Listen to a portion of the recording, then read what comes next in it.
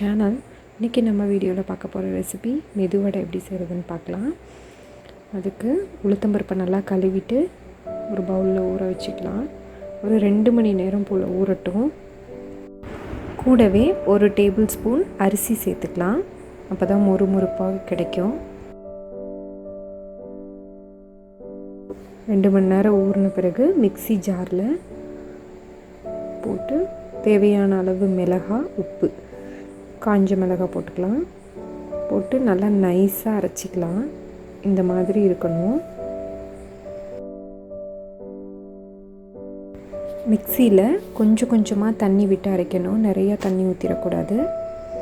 இப்போ மாவு அரைச்சிட்டோம். இப்போ தேவையான அளவு வெங்காயம் நல்லா பொடியாக நறுக்கிக்கலாம். வெங்காயம், கொத்தமல்லி, கருவேப்பிலை இது எல்லாத்தையும் பொடி பொடியாக நறுக்கி அரைச்சி வச்ச மாவோட சேர்த்துக்கலாம்.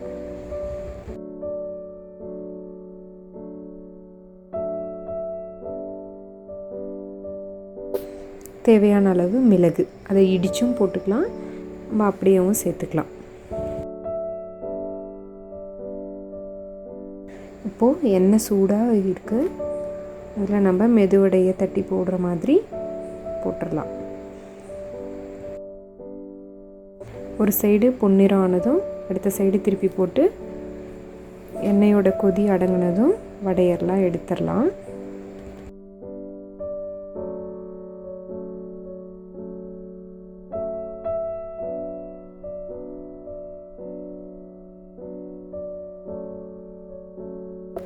அவ்வளோதாங்க, நம்மளோட மொறு மெதுவடை ரெடி ஆகிடுச்சு. நீங்களும் வீட்டில் ட்ரை பண்ணி பாருங்கள். ரொம்பவே ஈஸியான ரெசிபி இது. நம்ம சேனலை இன்னும் சப்ஸ்கிரைப் பண்ணாதவங்க சப்ஸ்கிரைப் பண்ணிவிடுங்க. தேங்க்ஸ் ஃபார் வாட்சிங்.